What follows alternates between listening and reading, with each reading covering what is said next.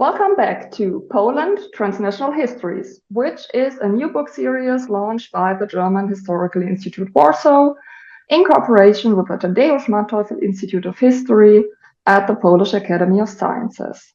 And today with me is Raluca Goleșteanu-Jacobs, who is a historian and the author of the second volume in our series. Hello, Raluca. Hello. Tell us a little bit more on that. Why are these two studies relevant for the dynamics in the whole region? They're relevant for the entire area because we are talking about political and public actors, both professional and intellectual, who were telling of the entire region. And perhaps I should give a more specific example.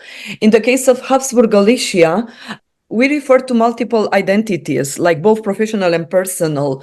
And I should already maybe speak of one of the main actors of the study, Stanisław Szczepanowski, who was a Polish ethnic, but he professionally was active in England. He worked for the companies of India at the time as specialist in oil exploitation, for example. At the same time, back in Galicia, he was a representative of the Poles in the Austrian parliament.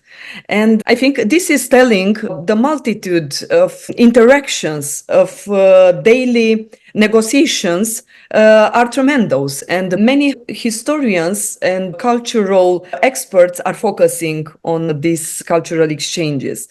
In the case of Romania, while it was in full process of cultural centralization, or it was more monocultured compared to Habsburg Galicia. At the same time, we can refer to the case of those intellectuals that were connected to other areas of Europe. For example, there are some actors of conservative leanings. However, they were not isolationist. They were trying to find Western Europe as model, more precisely Belgian kingdom, democracy of the time. Democracy, like constitutional, yes, monarchy of the time. So they were looking at some other patterns.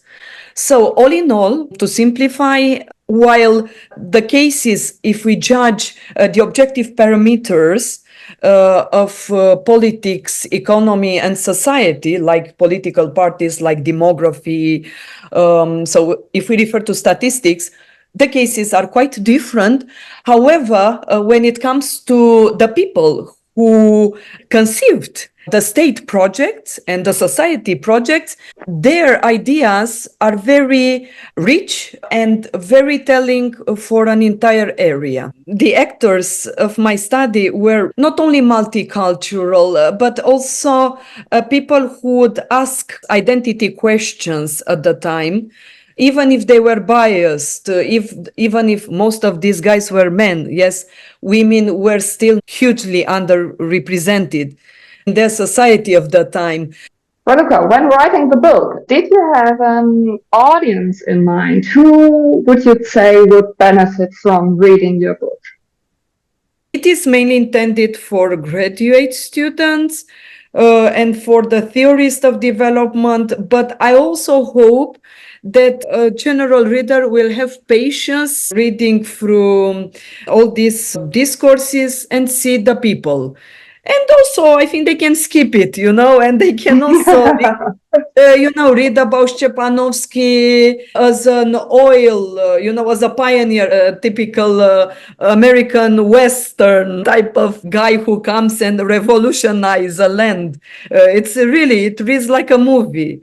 Actually, in the Polish pop culture, he served as a model for movies. But unfortunately, they are in Polish, and this has to be said, yes. In many cases, these people are trapped in their languages. So this is an English language source that is talking about these people. Józef Szujski, one of the enlightened conservatives. Okay, I haven't mentioned here, but this is a further invitation to read the book. He was a conservative, but no, he was born, out of the wedlock, yes, which was a scandal in the society of the time, isn't it? and so on. Some other guys in the Romanian case, okay, future prime ministers and ministries of education, they had this dual type of societies in their youth. And so, as I said, I mentioned a lot of personal stories that I hope can be relevant and at least amusing for general audience readers. Thank you.